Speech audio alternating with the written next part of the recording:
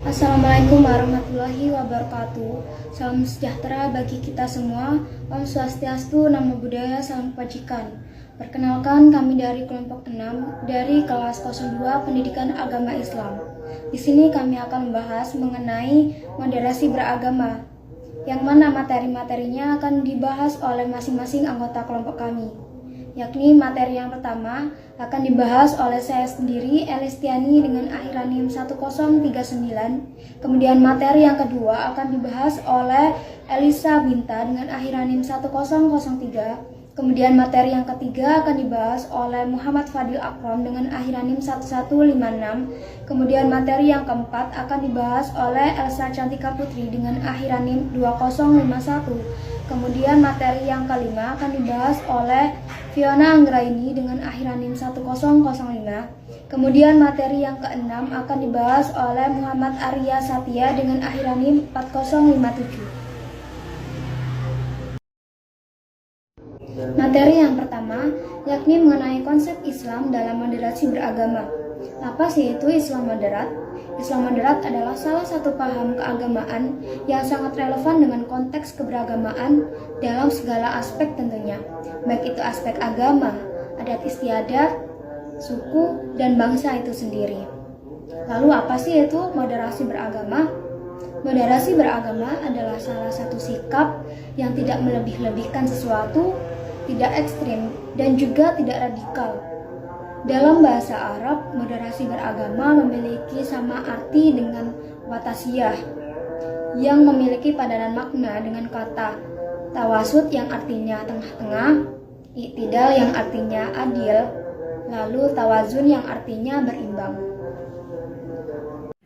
Multikultural keragaman bangsa Indonesia. Indonesia sebagai sebuah negara juga menjadi masalah untuk terwujudnya keharmonisan dan kenyamanan beragama. Oleh karena itu, di samping bekerjasama dengan para ahli, para penyuluh agama sebaiknya juga mulai memikirkan untuk memberikan informasi mengenai multikulturalisme kepada berbagai lembaga, badan, dan organisasi kemasyarakatan untuk bersama-sama membangun kesadaran multikultural. Kemudian ada moderasi beragama dalam Islam. Konsep multikulturalisme tidak asing di dunia Islam, setidaknya memiliki pengalaman historis yang menguatkan bahwa Islam menghargai keragaman.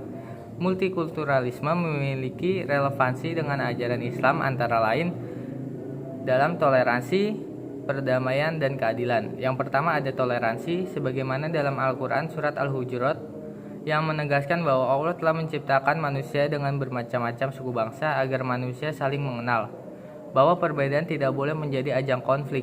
Yang kedua ada perdamaian.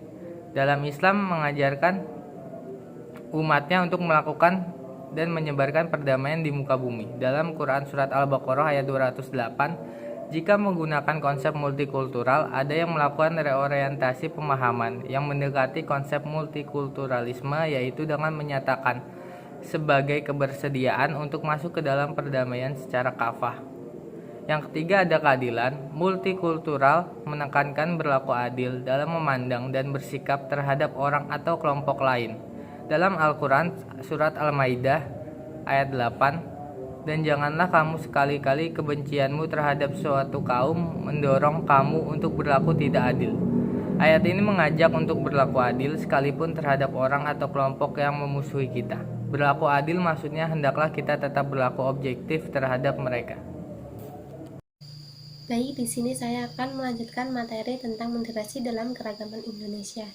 Dalam masyarakat Indonesia yang multikultur, sikap kebersamaan yang eksklusif yang hanya mengakui kebenaran dan keselamatan secara sepihak tentu dapat menimbulkan gesekan, perpecahan, dan ketidakharmonisan antar kelompok agama. Dalam konteks agama, maka untuk menghindari gesekan perlu ditumbuhkan cara beragama yang moderat atau cara bersikap beragama yang terbuka yang disebut sikap moderasi beragama. Moderasi itu artinya moderat, lawan dari ekstrim atau berlebihan dalam menyikapi perbedaan dan keragaman. Islam moderat ini lebih mengedepankan sikap toleransi, saling menghargai, dengan tetap meyakini kebenaran, keyakinan masing-masing agama dan mazhab, sehingga semua dapat menerima keputusan dengan kepala dingin tanpa harus terlibat dalam aksi yang anarkis. Dengan demikian, moderasi beragama merupakan sebuah jalan tengah di tengah keberagaman agama di Indonesia. Moderasi merupakan budaya Nusantara yang berjalan beriringan dan tidak saling mengasingkan antar agama dan kearifan lokal, tidak saling mempertentangkan namun mencari penyelesaian dengan toleran. Saya akan menjelaskan tentang peran penyuluh agama dalam moderasi beragama. Penyuluh agama adalah salah satu jabatan fungsional di Kementerian Agama Republik Indonesia.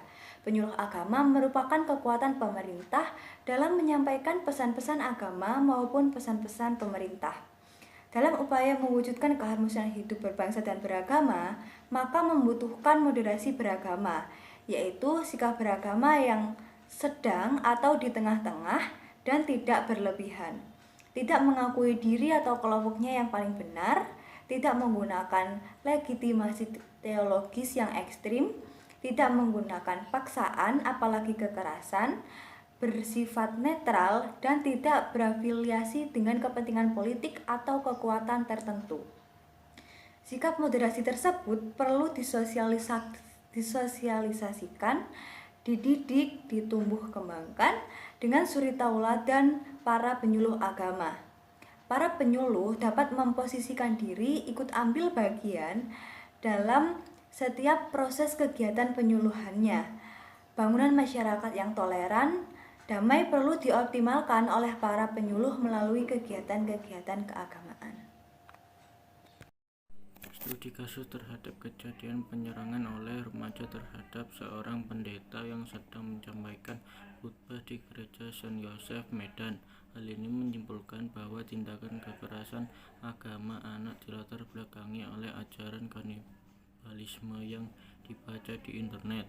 Atas dasar ini, merekomendasikan bahwa sudah saatnya ceramah agama yang bersifat agitatif, ujaran kebencian, terorisme, cybernet untuk diintervensi oleh negara melalui regulasi dan pengawasan terkait. Selain itu, orang tua perlu meningkatkan kesadaran anak dampak negatif teknologi dan lebih membangun kebersamaan dengan mengembangkan nilai-nilai agama yang moderat dalam keluarga. Terima kasih. Itulah pembahasan dari kelompok kami mengenai moderasi beragama. Apabila ada salah kata ataupun perbuatan, kurang lebihnya kami mohon maaf. Sekian, wassalamualaikum warahmatullahi wabarakatuh.